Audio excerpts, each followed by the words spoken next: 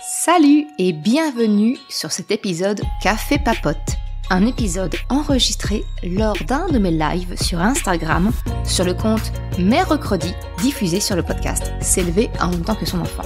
Je suis Maude, coach certifié chez Mercredi, mais surtout maman de 3 enfants. Ici, je t'aide à conjuguer la parentalité bienveillante avec la réalité de ton quotidien de maman.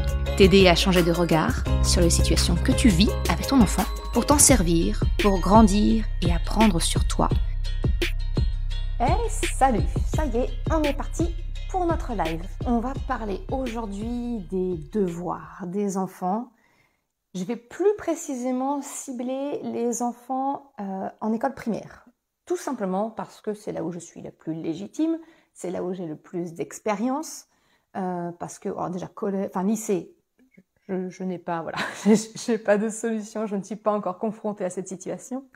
Et par rapport au collège, eh bien il y a simplement c'est mon grand capic qui vient de faire sa rentrée en 6e, donc je débute, je me sens pas encore légitime de te parler des devoirs au niveau du collège parce que j'ai pas encore confronté, en tout cas ma théorie, avec la pratique. Là, ces vacances-ci, il a très très peu de devoirs, donc c'est pas spécialement représentatif. Mais je vais plutôt te parler des premiers devoirs que l'on connaît, à savoir pendant l'école primaire. Et je sais que pour beaucoup de parents, je sais pas si c'est ton cas, mais ça devient très vite un sujet de friction, un de plus, j'ai envie de te dire, avec notre enfant, et franchement, on n'a pas besoin de ça.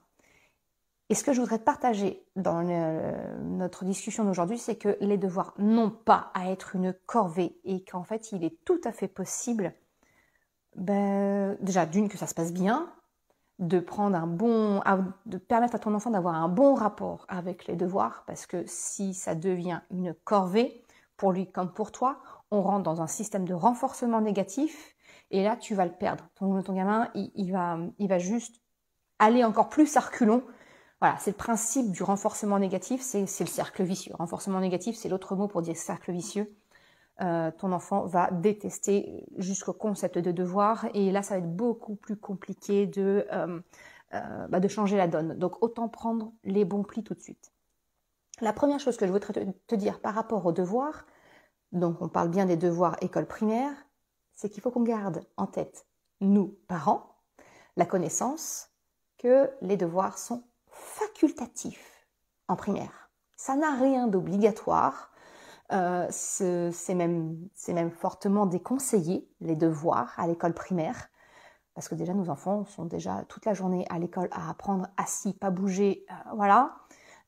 Donc en fait, au-delà, c'est pas vraiment des devoirs qu'ils ont, nos enfants, et moi la première, mes enfants rentrent de l'école primaire avec des devoirs, mais ce ne sont pas des nouvelles choses à faire, ce sont des révisions.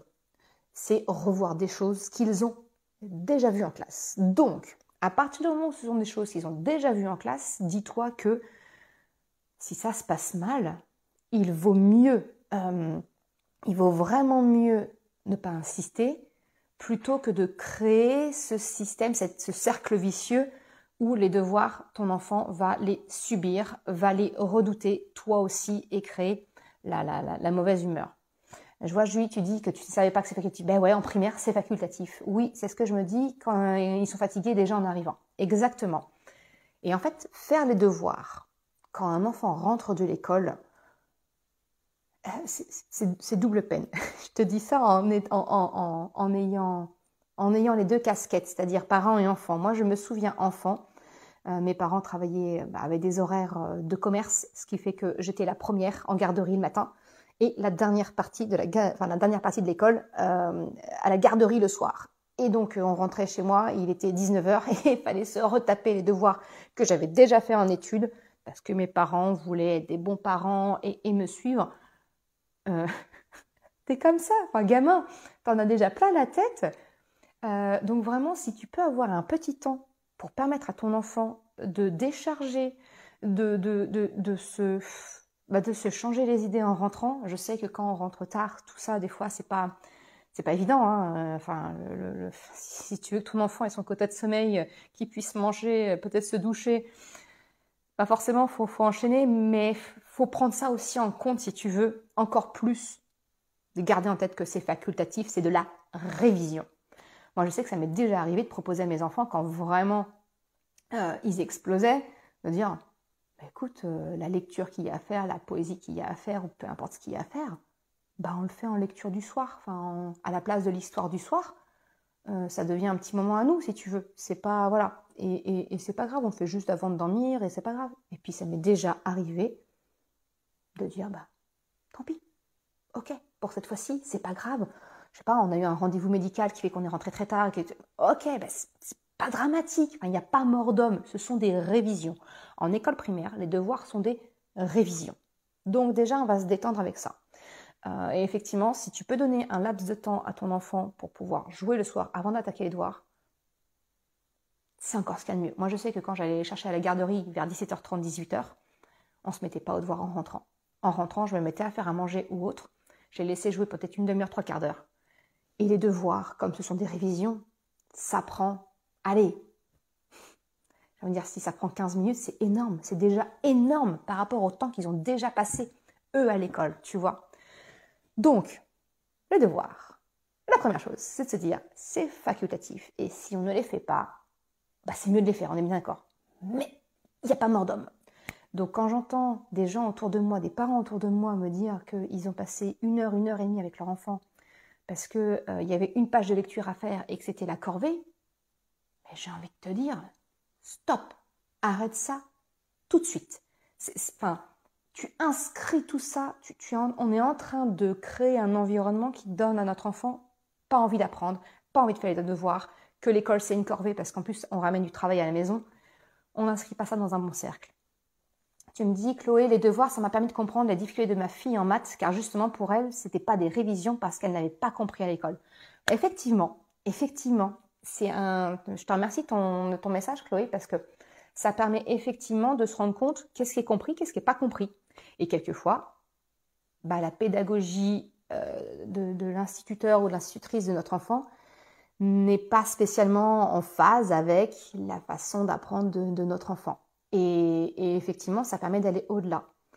Je vais même rebondir et aller plus loin de ce que tu dis, Chloé, c'est qu'effectivement, moi j'aime bien, en fin de semaine, souvent nos enfants rentrent avec, en fin de semaine ou tous les 15 jours, ils rentrent avec le bulletin de ce qu'ils ont fait, si tu veux, dans la semaine, enfin voilà, leur cahier du jour, ce qu'ils ont fait ou autre, les petites évaluations, les petits travaux qu'ils ont fait. Et ce que je leur dis, mais moi j'aime bien voir en fait là où ça a moins bien réussi, parce que ça permet juste de comprendre qu'est-ce que tu n'as pas compris. Et c'est pas le but d'appuyer là où ça fait mal, attention. Hein. C'est plutôt de dire, est-ce que maintenant tu as compris? Est-ce que si on prend un autre exemple, c'est corrigé? Ou, ah bah non, en fait, c'est toujours, et c'est de détecter ainsi les lacunes. C'est surtout pas de dire, ah bah là, t'as pas réussi, oh, c'est pas bien. Non, c'est dire, tiens, ah bah là, je vois, là, le acte à écrit, c'est magnifique. Donc on va appuyer sur du positif, et puis se rendre compte que peut-être il y a des choses qui vont bien, mais qu'est-ce qui s'est passé? Et des fois, mes enfants vont me dire, bah j'ai pas eu le temps. J'avais mal lu la consigne, mais j'ai pas compris. Et en fait, ça permet, nous, en tant que parents, d'apporter du soutien et de dire vraiment, voilà, d'appuyer quand il y a besoin. On revoit une notion, peut-être l'expliquer différemment si notre enfant n'a pas compris. Quand ma fille m'a dit, j'ai pas eu le temps, moi, ça m'a permis de détecter qu'en fait, sa lecture n'était pas fluide.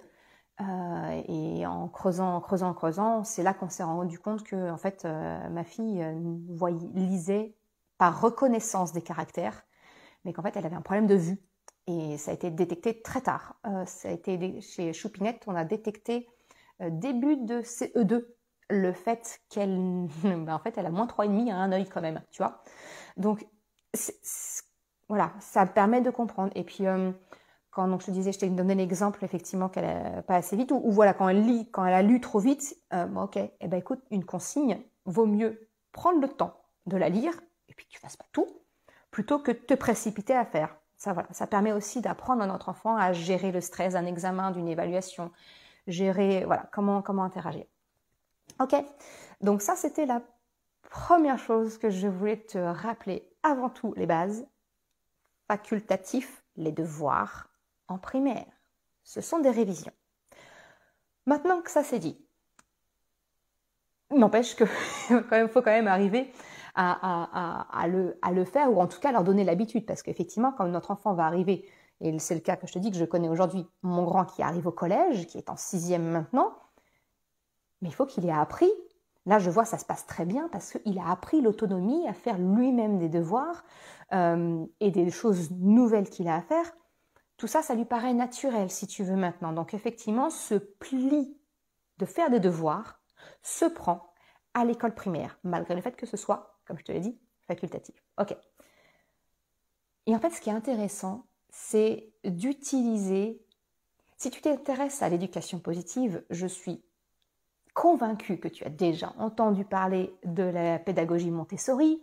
C'est l'apprentissage par l'intérêt de l'enfant, la manipulation, et il y a aussi la pédagogie avec Céline Alvarez.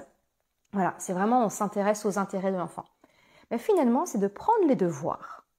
Ce que je t'invite à faire, c'est de prendre les devoirs sous cet angle-là, sous l'angle Montessori, Céline Alvarez. Et en fait, notre quotidien, on ne se rend pas compte, mais il est plein d'occasions pour nous en tant que parents d'aider nos enfants finalement à faire des devoirs, mais d'une manière informelle. La manière informelle, je veux dire, le but, pourquoi je te fais un live aujourd'hui, c'est que la semaine dernière, pendant mes vacances avec mes enfants, j'ai accepté, ma fille me demande depuis 1 an de repeindre sa chambre, encore une fois. Bref, ça c'est pas le sujet du jour, mais de repeindre un mur de sa chambre qui était en orange parce que c'était son frère qui était dedans et c'est pas du tout ses couleurs. Et elle voulait le repeindre en violet. Et j'écoute, j'ai pas le temps, j'ai pas l'énergie, enfin, plein de choses. Et en fait, je me suis dit, mais attends Maud, on va prendre cette occasion-là pour faire travailler tout un tas de notions chez Choupinette. Choupinette, aujourd'hui, elle est en CM1. Donc, c'est-à-dire que les calculs de plusieurs chiffres jusqu'à des milliers, elle connaît. Les multiplications, elle connaît. C'est justement ce qu'elle travaille, multiplication posée. Elle connaît aussi le calcul, les mesures, les unités de mesure, les conversions, ce genre de choses. Le mur à repeindre de la chambre de ma fille, tu vas tout savoir. C'est un mur en sous-pente. C'est-à-dire qu'il y a une grande diagonale et il y a une fenêtre. Je lui ai expliqué, j'ai dit, écoute, on a schématisé sa chambre, enfin le mur à repeindre. Elle a fait les mesures avec 1 mètre, donc la prise de mesure, c'est elle qui l'a faite. Donc c'est manipuler, c'est utiliser les mesures aussi, entre mètres, centimètres, millimètres, ce genre de choses. Et je lui dis, écoute, ce mur-là, il est complexe. Et en fait, on l'a découpé en 4 zones. Il y a le grand rectangle qui tient la fenêtre, le rectangle de la fenêtre qu'il faudra soustraire, parce qu'on ne va pas peindre la fenêtre. Il y a un petit rectangle au bas du mur et le triangle qui fait la sous-pente. Et donc, on a appris à calculer les aires, donc elle a mesuré les différentes parties, elle a fait les multiplications pour connaître les aires. Ensuite, elle a fait les additions de toute la surface et la soustraction de la surface de la fenêtre, tu vois. Donc déjà, on a travaillé, mine de rien. J'ai pas son... Si, je dois avoir son cahier sous la main, je crois. Ouais. Regarde. Je dois avoir son cahier. Alors, si tu es sur le podcast, tu n'auras malheureusement pas le visuel, mais elle a fait tout un tas de calculs en colonne, tu vois, la section 1, la section 3, la section 4, la section 2, les calculs de multiplication, d'addition, enfin voilà, elle a tout calculé pour arriver au résultat de, nous avons un mur de 5 mètres carrés 36, enfin 32, 5 mètres carrés 32, donc elle a calculé ça. Ensuite, on est allé chez Casto, chercher la peinture, et si tu veux, elle a lu les pots. Moi, je savais très bien quel pot il fallait prendre, on est d'accord, je savais que pour un mur de plus de 5 mètres carrés, qu'il fallait faire 2 couches, forcément, entre le bidon qui fait 5 mètres carrés et le bidon qui fait 25 mètres carrés, il fallait prendre le bidon de 25 mètres carrés. Je le savais. Mais ça, je l'ai laissé décider. Je l'ai laissé lire les indications. Je l'ai laissé imaginer, comprendre, calculer. Voilà, si tu veux, à travers des cas pratiques, on fait travailler, on fait réviser les enfants d'une manière naturelle. J'ai pas un mur à repeindre tous les ans, à toutes les vacances. Donc là, ça m'est apparu très limpide, mais même toi, tu peux faire travailler ton enfant, le faire réviser avec des choses du quotidien, la cuisine. Alors la cuisine, c'est le moyen le plus universel pour faire travailler les enfants. La lecture, déjà. Les conversions. Moi, ma recette, elle est en centilitres, alors que j'ai un ustensile en millilitres. Voilà, c'est une recette pour 4 personnes. On a des invités, on sera 8. Combien il faut calculer, combien il faut d'éléments, lire la recette, faire, manipuler, peser les grammes. Tu vois, en fait, il y a vraiment, ça fait travailler les conversions, ça fait travailler la lecture, ça fait travailler le calcul. Je me souviens aussi que pendant le Covid, donc à ce moment-là, mes enfants, je ne sais plus lequel des deux était en CP, il fallait commencer qu'ils s'entraînent à écrire. Et effectivement, ils avaient des mots à écrire. Et mes enfants ne voulaient pas écrire. C'est pas quelque chose qu'ils aiment, mes enfants. Autant lire. Ils lisent assez facilement parce qu'ils me voient moi lire. Et puis c'est une alternative qu'ils ont très souvent. Mais écrire, ils n'aiment pas ça. Mais je leur faisais écrire les choses qui les intéressaient. À l'époque, mon fils était en train, c'était Choc à Pic. Il était intéressé par Harry Potter, les animaux fantastiques et tout ça. Eh ben, il a écrit, on avait un livre, il a recopié les mots. Je me fichais finalement. Les mots qu'il devait apprendre, ça devait être papa met la table, enfin voilà des trucs. Mais ça l'intéressait pas. Bah tant pis, il a écrit, je sais plus, c'était une tête de lion avec un corps de, enfin non, une tête d'aigle avec le corps de lion. Enfin c'est les animaux fantastiques si tu veux. L'intéressant, c'était l'enchaînement des lettres manuscrites, respecter les espacements des lignes. C'est ça en fait que nous demande l'école.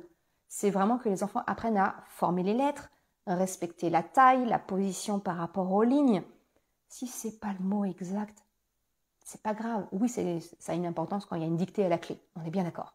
Ok. Mais peu importe, si tu veux. Les dictées, l'entraînement des mots. Pareil, mes enfants détestent devoir écrire les mots. Mais en fait, ce qu'on fait, c'est que je leur propose de l'écrire sur d'autres supports. Que ce soit une ardoise comme ils ont à l'école, on a une porte qui est aimantée avec des lettres. Ils me l'écrivent dessus, ils me l'épellent s'ils la préfèrent. Je leur explique quand même que c'est mieux qu'ils utilisent la main parce que je leur explique que la mémoire fonctionne par différents sens. Effectivement, ils vont avoir le sens visuel qui va reconnaître le mot, mais c'est bien que le corps sache former les lettres. Donc, je les encourage à le faire. S'ils ne veulent pas, je ne vais pas me fâcher avec mes enfants. Encore une fois, il faut te rappeler le côté facultatif. Et qu'est-ce qui est important? Est-ce que c'est vraiment qu'ils fassent absolument ses devoirs avec la dictée soit sans faute?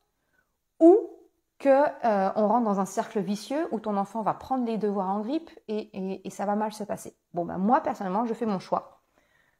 Et ben, si mon enfant rentre et qu'il a pas réussi à dicter ou autre, donc je lui dis, écoute, c'est peut-être que tu n'as pas assez entraîné ta main, peut-être que la prochaine fois, on pourra au moins peut-être juste les écrire une fois. Je ne demande pas à mes enfants d'écrire 10 fois ou je ne sais combien de lignes de mots, non. Je leur demande au moins une fois, quand ça se passe mal, je leur demande au moins une fois qu'on écrit le mot, voilà. Et maintenant, ce qu'on fait, ils ont pris un peu plus l'habitude, ils sont un peu plus grands. Là, je commence avec Krapopoulos qui vient de rentrer en CP. Il n'est pas encore passé au stade de l'écriture, on en est encore à la lecture. Mais ce sera la même chose. Maintenant que mes grands sont plus grands, c'est que ils me disent non, mais je connais les mots. Ok, alors on fait juste la dictée des mots et on voit comment ça se passe. Et genre, moi, je dis, c'est quoi le tarif?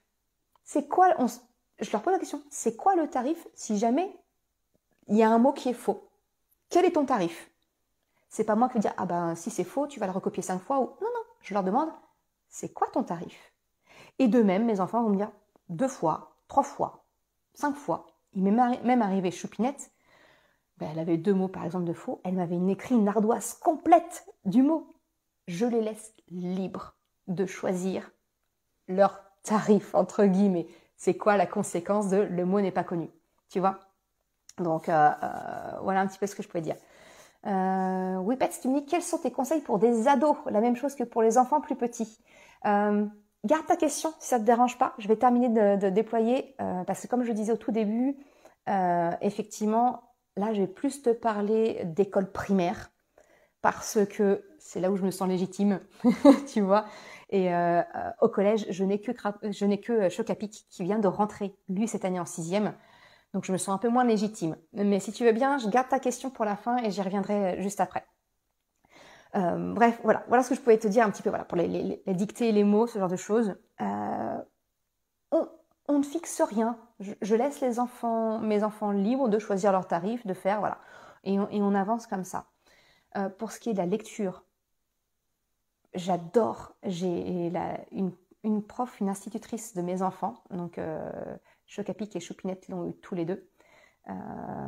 C'est avec elle qu'on a découvert qu'effectivement Choupinette avait des problèmes de vue et que c'est pour ça que la lecture n'était pas du tout fluide, parce qu'en fait, elle marchait à la reconnaissance globale des mots, elle ne les lisait pas, finalement. Et je sais qu'elle m'avait dit, comme ça, elle me dit, mais écoutez, madame, il faut juste que votre fille lise, peu importe le support, il faut juste de l'entraînement pour gagner en fluidité. C'est des BD qu'elle aime, très bien, qu'elle lise des BD, on s'en fiche. Et aujourd'hui, Choupinette reste un petit peu traumatisée, entre guillemets, En fait, elle se sentait honteuse dans la classe de ne pas savoir lire aussi vite et bien que les autres, tu vois. Et elle a conservé encore un petit peu ça. Hein. Elle a rattrapé tout son retard, mais elle reste un petit peu dans cette... elle a eu ce renforcement négatif où la lecture, c'est difficile. La lecture, ça peut me mettre à mal. Et elle a du mal à lire Elle se fait peur toute seule. S'il y a trop de pages, non, je ne vais pas y arriver. Et elle est défaitiste, elle ne va pas y aller. Eh ben, c'est pas grave. C'est pas grave, on y va sur des petits. Là, donc, elle a commencé, je la pousse un petit peu, dire, on va lire un roman. C'est trop gros, ça lui fait trop peur. Ok, donc c'était tout petit. Et là, elle a adoré, c'est Le Chat Assassin. C'est des petits romans de 60 pages qui sont très drôles. C'est l'édition L'École des loisirs, collection La Mouche. Et voilà, c'est tout petit, c'est humoristique. Elle y va. On en lit des un peu plus gros ensemble, des romans BD, c'est-à-dire que c'est écrit très gros, il y a des dessins et tout ça, mais il y a 140 pages et là, tu vois, elle franchit pas le cap encore, elle a encore peur elle se laisse impressionner par le volume. C'est pas grave, on y va doucement. Ça, c'est moi qui lis en histoire le soir. Voilà, et on y va doucement. Et j'essaye de trouver des romans BD où il y a beaucoup plus d'images que de mots, pour atténuer sa peur, tu vois. Mais voilà, le but, dis-toi, l'important, c'est pas qu'est-ce que lit ton enfant, c'est est-ce qu'il lit. Et si c'est des BD, si c'est des journaux de Mickey, parce que je pense à mon grand qui est là-haut et qui est en train de se nourrir de journaux de Mickey, on en a je ne sais combien de caisses, c'est pas grave, c'est très bien, ça reste de la lecture. Pas de jugement sur c'est bien ou c'est pas bien, ça reste de la lecture. Ok ? Donc voilà. Une autre solution que je pouvais aussi te parler, c'est les révisions des devoirs par le jeu. Les tables de multiplication, par exemple. Il n'y a pas à tortiller. Je te laisse compléter. Je ne serai pas vulgaire, mais je te laisse compléter la phrase, si tu vois ce que je veux dire. Il n'y a pas à tortiller, il faut les apprendre par cœur. Il n'y a pas le choix. Mais c'est pas pour autant. Et comment dire ? Et donc pour ça, il y a pas mal de petits jeux. Alors je les ai pris. Pour les multiplications, j'avais trouvé ce jeu-là, les cartes à tout, multiplication. Ça permet de s'auto-corriger en fait. La carte est recto-verso, tu as d'un côté la multiplication, tu as d'un côté tu as 7 x 4 la multiplication, et dans le verso, tu as sa réponse, 28. Ça permet à ton enfant de réviser tout seul. Tu lui donnes un tas de cartes, et tu dis, ok, bah là, tu fais ce tas-là, et tu les passes. Tu sais ou tu sais pas, c'est pas grave. Ça va rentrer au fur et à mesure. Encore une fois, on ne cherche pas à ce que l'enfant connaisse tout de suite. C'est par les répétitions de choses qui va y arriver. Et l'autre jeu que j'adore sur les tables de multiplication, et on y joue même avec mes enfants en dehors des révisions, c'est Matsumo. Alors, si j'accroche mon micro, ça va pas le faire. Matsumo. Matsumo, c'est un jeu, en fait, tu as 2 petits sumos qui sont sur un tatami avec des chiffres. Je sais pas si on voit. Et en fait, tu as des cartes et il faut pouvoir placer tes cartes le plus vite possible. Et pour ça, tu ne peux déplacer qu'un seul sumo à la fois. Donc, ça va créer une nouvelle multiplication. Donc, est-ce que en déplaçant... Voilà, j'ai une carte qui fait, je sais pas moi, 48. J'ai un sumo qui est sur un 6. L'autre, je déplace sur 8. 6 x 8, 48. C'est bon, je peux placer ma carte. Elle est posée, je me décharge. Voilà. C'est ludique. Tu n'as pas besoin de connaître encore... Quand ton enfant est encore au stade d'apprendre, c'est pas grave parce que les cartes ont un moyen mémotechnique avec des petits carrés qui permettent de donner la réponse quelque part de ce que tu dois chercher. Donc, c'est un moyen très ludique pour pouvoir les apprendre. Et c'est pas, je dis, avec mes enfants, c'est passé crème. Grâce à ça et l'affichage dans les toilettes. Des tables de multiplication. Un autre jeu que mes enfants adorent, c'est Mille Sabords. C'est un jeu de cartes où il faut compter. Et en fait, c'est juste, ça va. Les enfants doivent compter les points. Il faut arriver, je crois, à 1000 ou quelque chose comme ça. Donc forcément, ça va faire travailler les additions, naturellement. Bon, bah voilà, ça marche bien aussi. Pour les plus petits, apprendre les chiffres, qui est plus petit, plus grand ou autre, le classique Batawaf, hein, c'est un jeu de bataille où les cartes, leur valeur est symbolisée. Tu vois, ça va jusqu'à 6 et la valeur est symbolisée avec la taille. Quand c'est 5, ça va jusque là, le 1 va jusqu'au niveau 1. Ça rend visuel les grandeurs et ça permet de travailler. Et un autre jeu que j'ai complètement détourné, tu dois voir des pubs partout sur Instagram ou autres sur les réseaux sociaux, Speedback, en ce moment ils font beaucoup de publicité je trouve, et il est très drôle. Il est très drôle ce jeu, et en fait je l'ai détourné.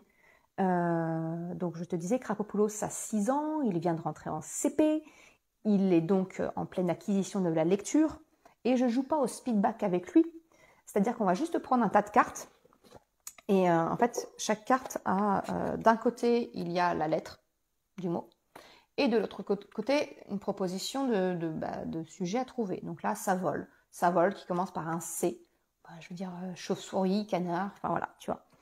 Et en fait, j'ai juste joué avec mon fils de 6 ans, dire, ok, ça vole, ça commence par un C. Il va chercher canard, voilà. Et ok, on passe, et ça va faire travailler comme ça les lettres. Avec mes grands, on y joue de manière tout à fait normale. Encore une fois, ça fait travailler l'orthographe, en tout cas le début. Combien de fois Choupinette m'a sorti des mots où elle oublie le H qui est devant, tu vois. Donc c'est pas grave, c'est sous forme de jeu.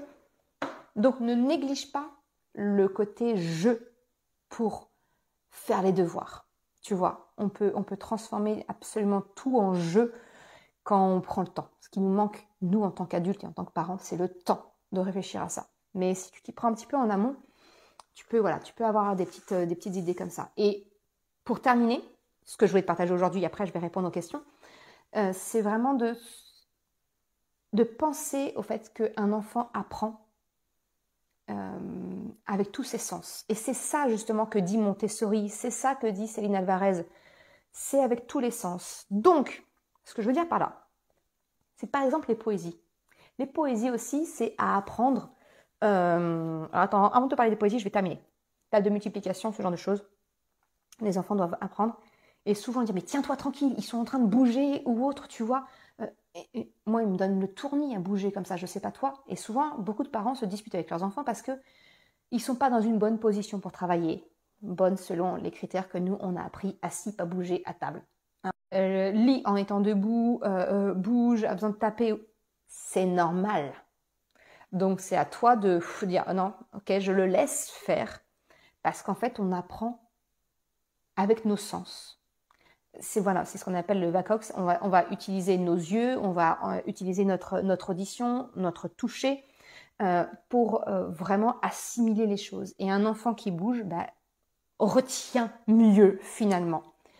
Alors, si tu n'as pas envie que ton enfant te donne le tournis parce qu'il bouge sans arrêt avec tes mains qu'il soit assis, le moyen le plus simple que j'ai trouvé, c'est tu achètes ça vaut 3 fois rien, les élastiques de sport, tu sais, les bandes élastiques là, qui servent à faire le sport. Tu mets ça et tu accroches ça au pied de la chaise. Et ainsi ton enfant va pouvoir tigonner, le mot est pas beau, mais voilà, il va pouvoir bouger les pieds, il va pouvoir apporter du mouvement tout en étant assis pour toi. Ça, c'est quand vraiment il n'a pas le choix. Sinon, laisse-le. S'il a besoin de marcher, enfin, je sais pas toi, mais moi, quand je suis au téléphone, je marche en long, en large et en travers. Nos enfants qui apprennent, qui récitent, c'est pareil. La position statique, elle n'est pas naturelle, finalement. Donc, vraiment, accepte de laisser du mouvement à ton enfant pendant ses devoirs. Ok ? Ça aussi, ça va éviter des frictions tout à fait inutiles. Et enfin, j'en arrive aux poésies. Ces fameuses poésies que, il faut apprendre par cœur. Je peux te dire que Chocapic, on a eu des corsets. Je me dis, mais comment il peut arriver à apprendre ça ? Ça n'a entre guillemets, ni queue ni tête. Voilà, il y a des fois, on va arriver en dehors des poésies qui sont jolies, qui ont un sens. Ça va être beaucoup plus travaillé et là, c'est plus compliqué. Et en fait, ce que j'aide mes enfants pour apprendre les poésies, c'est de leur expliquer qu'une poésie, ça s'apprend par tous les sens. Donc ça s'apprend avec la lecture, effectivement, lire la poésie plusieurs fois, ça va aider. Il y a des enfants il y a des enfants. Déjà, le fait qu'ils écrivent la poésie quand ils ont appris à écrire, eh bien, le mouvement du poignet qui écrit permet d'inscrire ça. Moi, j'ai fait partie de ces enfants où, pour apprendre une leçon, je la recopiais. Je la recopiais parce que c'est aussi comme ça que je l'intégrais. Il y a effectivement l'aspect visuel avec le dessin ou autre qui la rend belle. Donc, l'enfant va imaginer un dessin qui lui fait penser à la poésie. Si le dessin lui fait penser à la poésie, eh bien, forcément, ça va l'aider à mémoriser la poésie. Tu vois ? Donc, ça passe aussi par ça. Je vais aussi leur lire, moi, la poésie après que eux l'aient lue, pour qu'ils l'entendent. Utiliser aussi le sens auditif. Je vais appuyer pour que ça chante un petit peu, tu vois, la poésie, qu'elle ait un espèce de rythme, pour que ça s'inscrive comme une mélodie, comme un refrain. Les refrains, on les retient très facilement. Eh ben, exactement. Voilà. Oui, Pat, tu me dis ça. Pour les poésies, on chante avec ma fille. On invente des musiques et des rythmes. Exactement. Voilà. En fait, instinctivement, tu as utilisé le sens auditif pour apprendre. Donc là, je te disais, il y a le sens visuel avec le dessin, il y a le sens kinesthésique, donc bouger quand tu écris ou quand tu marches. Mes enfants, moi, je te dis, ils font des allers-retours dans la maison en la récitant. Et ce que j'ajoutais en plus pour utiliser le visuel, c'est que quand mes enfants commençaient à me la réciter, quand ils commençaient à la savoir suffisamment pour la tenter, mais pas complètement, moi j'ai la poésie devant moi et je signe en même temps. Je sais pas, quand je signe, je mime si tu veux. Je vais pas prendre les signes, la langue des signes. Quand je les connais, je les utilise, mais des fois, je mime la neige qui tombe. Voilà, et en fait, je vais juste faire le signe à mon enfant et ça, hop, ça va lui réveiller. Ah oui, la neige qui tombe et hop. Et c'est comme ça, c'est en utilisant tous les sens que mon enfant finit par apprendre, comprendre et apprendre sa poésie. Et ensuite, quand il la connaît suffisamment, simplement, on va sortir du cadre strict des devoirs pour la réviser, au détour, je ne sais pas moi, d'une balade ou dans la voiture ou autre. Tiens, tu m'enchantes. Je pense à mon fils. Là, la poésie, c'était le champignon qu'il devait apprendre. Et on était en pleine balade dans la forêt. Je dis, tiens, tu réciterais la poésie des champignons? Et hop, et on était dans un autre cadre. On n'était pas à table en train de faire les devoirs ou autre, tu vois. Donc, les enfants sont beaucoup plus volontaires. Effectivement, j'avais pas de quoi vérifier si c'était exact. Mais j'ai envie de te dire qu'à force que mes enfants me récitent leur poésie, je commence un peu à les connaître. Donc, ce que je veux dire par là, c'est que vraiment les devoirs, il faut sortir du cadre rébarbatif. Tout simplement. On apporte du mouvement, on apporte du jeu, on utilise tous les sens. Et puis on n'oublie pas que c'est facultatif à l'école primaire. Voilà un petit peu ce que je voulais te partager aujourd'hui pour faire en sorte que les devoirs ne soient plus une corvée, mais deviennent plutôt l'occasion d'un moment en famille, l'occasion d'un apprentissage pour ton enfant, pour quelque chose qu'il va vivre ensuite quand il arrivera au collège. Je ne sais pas si ça te paraît clair. Si tu as des questions, je vais remonter un petit peu parce que j'ai vu, oui, parce que tu m'avais posé la question, donc c'est la question sur que j'ai vue, mais s'il y en a d'autres, tu me les poses maintenant et j'y répondrai avec plaisir. Et puis si tu m'écoutes en replay ou sur le podcast, n'hésite pas à me contacter sur Mercredi. Ça sera avec grand plaisir que je te répondrai. Alors, si je remonte les questions, Julie, c'est fatigué. C'est décharger. Les devoirs, permis de comprendre les difficultés de ma fille en maths. Donc ça, on en a parlé. Chloé. Oui, donc c'est toi, oui, Pets. Quels sont les conseils pour des ados? La même chose que pour les enfants plus petits. Je te disais effectivement, pour les ados, je me sens moins légitime parce que j'ai moins d'expérience, vu que Chocapic vient de démarrer en 6e, que c'est un enfant assez facile, on va dire. Il est très autonome et très volontaire, donc je vais pas te dire que j'ai des grandes difficultés, c'est faux. C'est pas tout à fait pareil, parce que là, les devoirs ne sont pas facultatifs. Les devoirs ont des conséquences. Si les devoirs ne sont pas faits, les professeurs vérifient. Si les devoirs ne sont pas faits, il peut y avoir des conséquences, il peut y avoir des retenues. Il y a les évaluations, il y a tout ça, si tu veux. Les conseils seront les mêmes dans le sens où quand mon enfant rentre, je lui fous la paix. Il s'est tapé 7 heures, 8 heures de cours. Il en a ras la casquette, je le laisse décompresser 3/4 d'heure, 1 heure, voilà, avant de s'y atteler. J'accepte que les devoirs soient faits sur un autre temps. Je te dis, ça peut être à la place de l'histoire du soir, on peut regarder ensemble. Mon fils qui est du matin, j'accepterais éventuellement qu'il les fasse le matin avant de partir, parce qu'il est beaucoup plus frais, potentiellement, tu vois. Donc les règles sont les mêmes, oui et non. Sur le respect de son rythme, oui. Par contre, facultatif, non. Clairement, là, c'est pas facultatif. Tu vas pas avoir le choix. J'aurais tendance à lui laisser porter le poids de le poids de ses choix, enfin la conséquence de ses choix. C'est-à-dire que s'il veut pas faire ses devoirs, moi je l'encourage, je lui explique les conséquences. Si vraiment il veut pas, je vais pas me fâcher, je vais le laisser porter le poids des conséquences, d'avoir une retenue, d'avoir autre. Et dire ok, tu vois ce qui se passe. Quand ils sont plus grands, se pose plus la question en tout cas c'est ce que moi je vois avec mon grand, c'est plutôt l'utilité de ce qu'il apprend. Il commence à me questionner, dire mais maman, est-ce que ça va me servir de savoir ça, en quoi ça va me servir? Oui, je commence à lui inculquer la notion de il y a des choses que tu considères qui ne vont pas te servir, et c'est vrai. Voilà, il y a des choses qui ne vont pas servir dans toute ta vie, mais la réflexion qu'il y a autour va te forger, va t'apprendre à réfléchir, et c'est ça qui est intéressant finalement. J'irai pas plus loin sur les devoirs du collège, en tout cas à ce stade. Peut-être que dans quelques mois, je pourrais t'en reparler plus parce que je serai plus légitime. Voilà, mais voilà un petit peu ce que je pouvais te dire. Pour la lecture, tu me dis, les j'aime lire qui font des petites histoires illustrées sympas. Exactement, voilà, ça reste de la lecture. Les livres-jeux, les livres dont le lecteur est le héros. Exactement. Tu vois, même chose. Moi, mon grand Chocapi qui est très BD, très journaux de Mickey. C'est son surkiff. Et là, je l'encourage à dire, tu vas devoir commencer à lire des romans, donc il faut commencer à s'attaquer un peu plus grand. En lecture du soir, je lui ai proposé le livre de Fabien Olicard, le livre dont vous êtes le héros, je crois que ça s'appelle l'Académie de Dagda, je crois. Et comme c'est sous forme de jeu, il a super accroché. Et donc, tu disais, pour les poésies, on les chante avec ma fille, on invente des musiques et des rythmes. Voilà. Donc, j'espère que j'ai été claire. Je ne sais pas si vous avez d'autres questions, mais voilà un petit peu ce que je voulais te partager pour en finir avec la corvée des devoirs, quoi. Ça n'a pas lieu d'être une corvée. Et c'est même contre-productif pour ton enfant de s'acharner dessus. Donc vraiment, je t'encourage à travailler sur toi et puis à travailler l'approche de comment on peut faire autrement. Par le jeu, par les occasions de vie quotidienne. C'est ce qui marche le mieux encore, parce qu'à ce stade-là, à l'école primaire, ce ne doit être que des révisions. Ok, bon, je pense qu'il n'y a pas d'autres questions, je vais m'arrêter là. Je te souhaite une excellente journée, une très belle semaine, et puis à très bientôt. Ciao!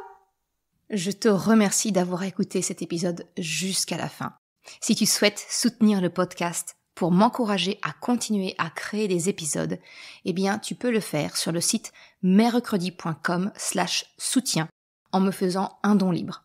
Une autre façon de m'encourager et qui est vraiment très efficace, c'est d'en parler tout simplement autour de toi, de partager le podcast, le site, et si le cœur t'en dit, c'est également de me laisser un commentaire ou une note sur Apple Podcast, Spotify, quelle que soit la plateforme si elle te le permet. Ça m'aide vraiment à faire connaître le podcast, à diffuser ce message qu'une autre façon de la parentalité est possible.